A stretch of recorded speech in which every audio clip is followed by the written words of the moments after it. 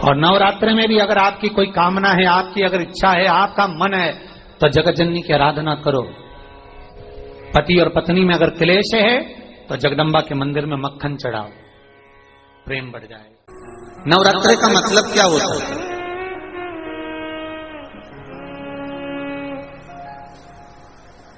केवल 9 दिन तक देवी की आराधना कर लो, नंगे पैर ले लो, थोड़ा सा साबूदाना का फरियाल कर लो, मोरधन, चिप्स, पापड़ ये खा लो, या किसी देवी जी के मंदिर में जाकर नंगे पैर झंडा उठा के, ध्वजा उठा के, चुंदड़ी पकड़ के माता जी के मंदिर तक चले जाओ। क्या केवल नवरात्रि का मतलब यही है? या फिर कहीं गरबा हो रहा हो तो गरबे में चले जाओ? क्या नवरात्रि का मतलब केवल यही है? या घर में जोत लगा लो, नवरात्रि का मतलब यही है? घर में जवारे बो दो, नवरात्रि का मतलब क्या यही है? घट स्थापना कर दो, क्या नवरात्रि का मतलब केवल यही है? अगर नवरात्रि का मतलब जानना है तो आपके मन में एक विचार होना चाहिए कि ये नवरात्रि केवल घट स्थापना के लिए नहीं होती है, ये नवरात्रि हमारे भीतर एक नारी के सम्मान के लिए प्रकट होती है कि नारी का सम्मान कैसे होना चाहिए।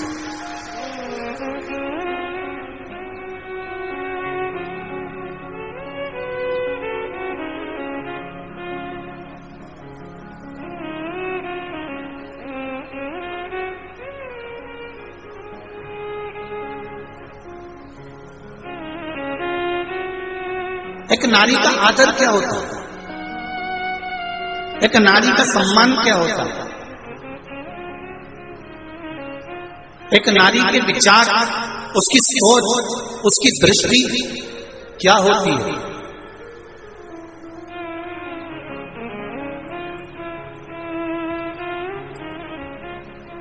पिता और माता युग के निर्माता हैं ये चार। उसमें माता, पिता, गुरु और राजा। जो क्षेत्र का राजा होता है, नगर का राजा होता है, वो भी युग का निर्माता होता है कि वो अपने राज्य को धारण कर कर किस तरह से व्यवहार कर रहा है। माता अपने बच्चे को क्या सिखा रही है, क्या सिखा रही? आप में से कितनी माताएं जिनके बच्चे रोज प्रणाम करते हैं, चरण छूते?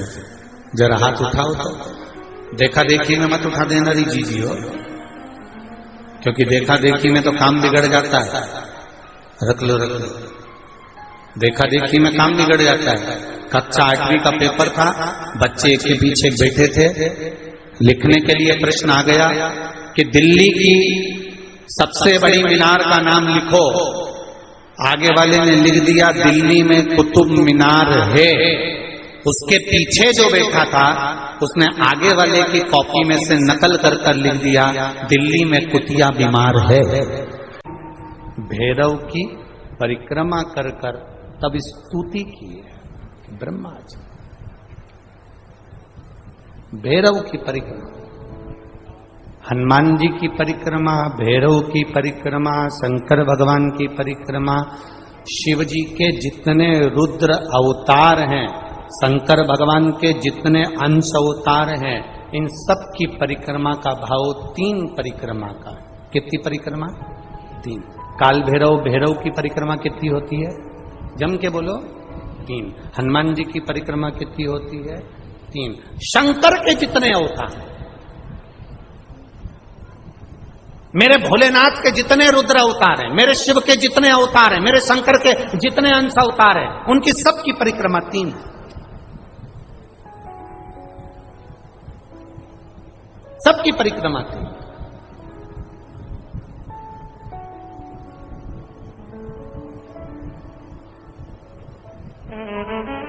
शिव परिक्रमा का भी भाव है। 3 परिक्रमा शंकर की भी है, पर पूरी नहीं।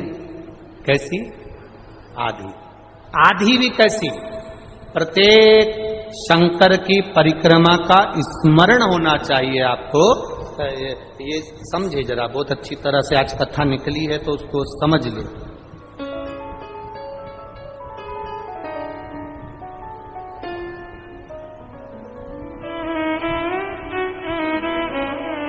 जैसे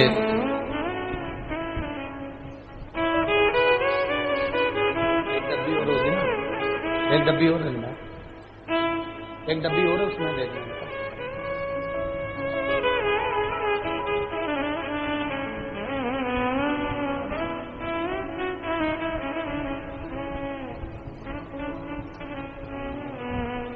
जैसे ये शिवलिंग है, बहुत सावधानी से समझना, सावन का महीना है, बहुत प्रेम से समझिएगा।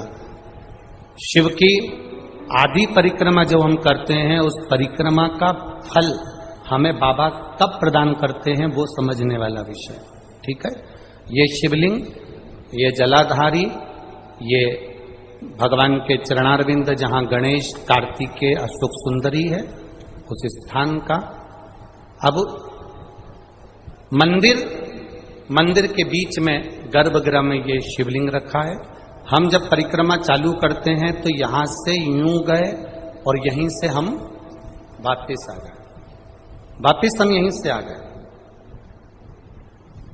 शंकर की परिक्रमा पूर्ण कब मानी गई? आधी परिक्रमा को पूर्ण कब कहा गया? शिव की परिक्रमा को हम पूर्ण कैसे मान सकते हैं?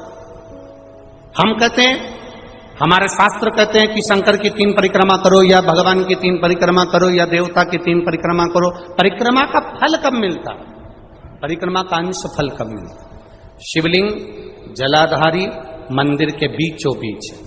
जब मंदिर के बीचों बीच है, नंदी बाहर है, आपने परिक्रमा करना प्रारंभ करा, पूजन करने के बाद यहां तक गए, यहां से पानी बहता है, जल बहता है, तो हम इसको लांघते नहीं है, नहीं लांघते ना, इसको लांघते नहीं है। जब हम परिक्रमा करने के लिए यहां तक जब पहुंचते हैं, पहुंचने के बाद यहीं से थोड़ा सा पीछे हटकर हमको शंकर के शिवलिंग के वहीं से खड़े होकर नंदी का दर्शन करना चाहिए।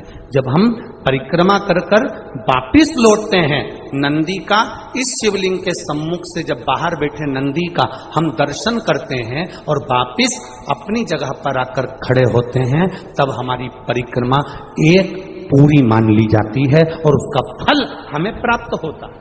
उस परिक्रमा का फल, हाँ, हमने शंकर भगवान की परिक्रमा करी, किसी ने कहा आदि परिक्रमा करो, हम यहां तक गए, यहां से लौटकर वापिस आ गए। उस परिक्रमा करते समय हमने नंदी का दर्शन एक बार भी नहीं करा।